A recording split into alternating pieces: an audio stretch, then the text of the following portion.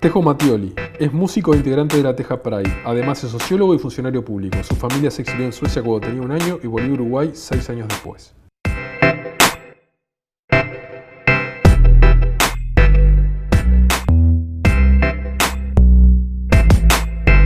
Y si hubiera existido un Nuremberg, probablemente sería un tema de historiadores, pero no hubo un Nuremberg en Uruguay. Yo trabajo en derechos humanos, pero presente. Hay una parte que es de pasado reciente.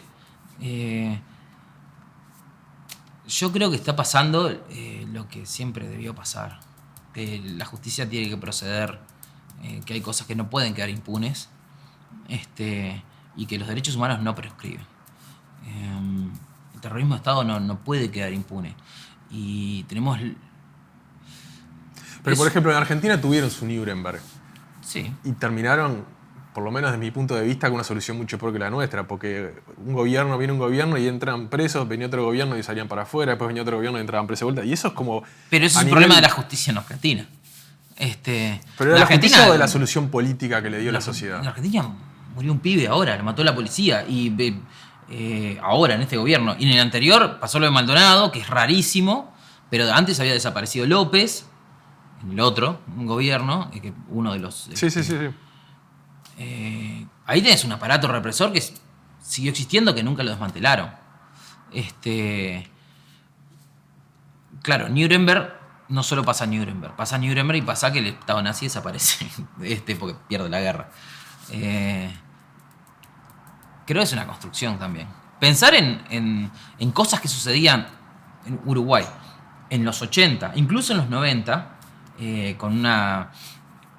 Por ejemplo, cuando los comandantes guardaban, no le informaban a los presidentes tales cosas sigue pasando, pero en mucho menor medida. El asesinato de Berríos, cosas así.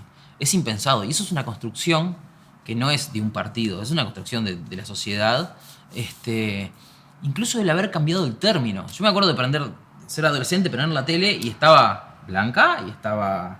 Traverso, y decían el proceso cívico-militar. En algún momento dejamos de decir eso para decir dictadura. Empezamos a asumir que lo que vivimos fue una dictadura. Es una construcción que te va dando la historia y te van dando un montón de luchas, para un lado y para el otro, y vas aceptando que lo que pasó fue una dictadura. Y fue súper doloroso, súper destructivo, y seguimos con marcas de esas. Hay que terminar de desmontar lo que heredamos. Pero, a ver, y diciéndolo desde una postura un poco compleja, ¿no te parece que a veces pasan cosas que le dan fundamento de repente a discursos como el de Manini, cuando un tipo que tiene 80 años, que vive en un asentamiento preso por algo que pasó hace 50 años y que el tipo era un funcionario de 4ª categoría, porque a esta altura los que más o menos eran importantes en general están todos muertos? Sí. Qué mal por ese hombre, pero ese hombre ejecutó a alguien esposado, siendo soldado. ¿No fue su culpa porque le dieron la orden? Y sí, fue su culpa, sí. Es algo horrible eso, y es algo horrible lo que hizo, pero es algo que el Estado no puede dejar pasar. Probablemente con 80 años no vaya al CONCAR, pero sí hay que juzgarlo. Y en todo caso deberíamos pensar, no para ese caso en particular, sino para en general, bueno, ¿qué hacemos con casos terribles que son juzgados mucho después, cuando el tipo que va a ser procesado está al final de su vida? Vos hablabas un poco del muro sanitario, el cerco sanitario. Con el fenómeno Manini, ¿vos no crees que buena parte de la construcción del fenómeno Manini es responsabilidad de determinados discursos que se volvieron hegemónicos en los últimos años? Como que hay una cantidad de gente que de repente no se bancaba una cantidad de cosas, pero se quedaba callado, y cuando llegó el momento de votar, como pasó en otros lados, metió el voto que más podía irritar a esa visión. Sí, yo creo que es reactivo. Es reactivo, y me cuesta pensar en el fenómeno Manini sin Manini. Me cuesta pensar en Cabildo Abierto sin... Veremos qué pasa, pero sí, hay algo muy reactivo. Y también hay algo... Yo sé que esto no no compartís. Pero hay algo muy vinculado al conservadurismo religioso, vinculado a estas nuevas corrientes protestantes que son fuertes en donde es fuerte Cabildo Abierto. Al que no le va a gustar es a Manini, porque los protestantes... Yo sé que el católico, está bien, pero son súper fuertes. Las mismas de Bolsonaro. Son súper fuertes en Rivera. Pero decime una cosa. Son súper fuertes en... Una cosa que yo veo que a veces, capaz que podés decir que no me convence. ¿No te parece que desde, particularmente del estamento de las ciencias sociales en Uruguay, hay un poco de pereza intelectual al poner a Manini como Bolsonaro nuestro sin entender? Para mí no es Bolsonaro, ¿eh?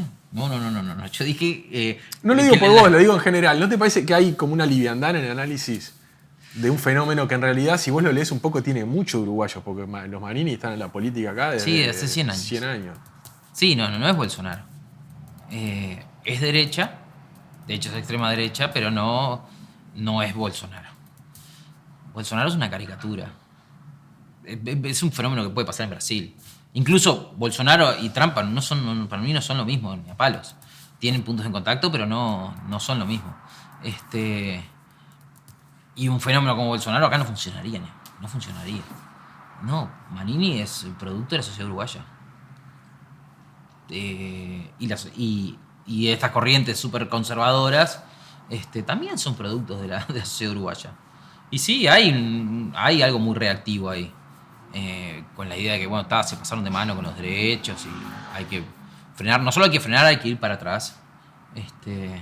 Sí, pero como el impulso y su freno, de Real de Azúa, esas cosas pasan siempre, qué sé yo.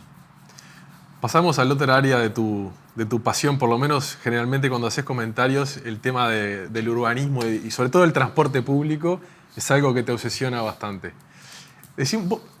Uno de tus argumentos generalmente es la defensa del transporte público. ¿No tenés miedo de que esto del coronavirus vuelva todo para atrás y que cada vez la gente quiera menos subirse a un medio público y compartir con otras personas el mismo espacio? Sí.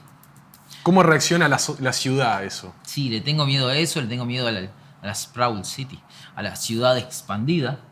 La ciudad expandida es una ciudad de suburbana, ciudad de la costa para todos lados, así. Donde para ir a un lugar tengo que subir un auto y manejar 1 hora. Y eso hace que estemos súper atomizados, donde el espacio público lo comparto cada vez menos. Sí, claro que le tengo miedo a eso. Pero en el rap, mirá que la parte activista, en el hip hop uruguayo, la parte activista, militante, no es tan grande. No. Si uno recorre qué se escucha hoy, o te pones a escuchar los temas y eso, no es...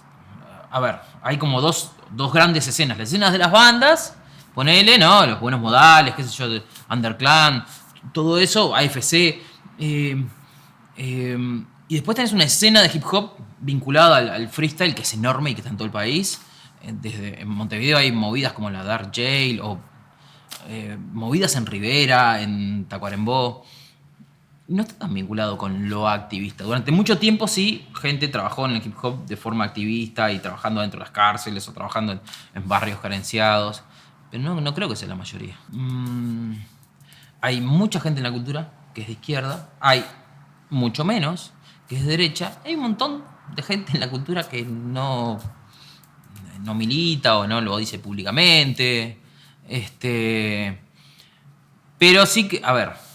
Mis críticas a la política pública cultural del Frente Amplio parten de que yo entiendo que hay políticas culturales. Creo que el primer periodo del FA tuvo muy buenas ideas, el segundo hizo cosas interesantes y en el tercero se dejaron estar o dejaron morir cosas que a mí me parecían... incluso algunas que habían cumplido su función y que habían que encontrarle la vuelta para que hicieran otras cosas, no, se siguió como una inercia como los centros MEC. Las redes sociales son negocios y una de las cosas que precisan es que vos las consumas más, y ellos analizan qué cosas consumís, te dan más cosas de esas, porque a esto le pongo me gusta, a esto le pongo me gusta, o esto me hace reaccionar, para mejorar tu nivel de satisfacción ahí adentro. Y lo que aparece atrás de eso también es que necesariamente es que vas construyendo burbujas. Burbujas de gente que piensa parecido o gente que piensa parecido a vos y gente que piensa lo opuesto pero siempre te hace reaccionar. Como dicotomías. Y vas perdiendo contactos con otros. En términos de ciudad sería como barrios privados y cantes, donde estás absolutamente segregado en los dos polos de todo esto otro que pasa.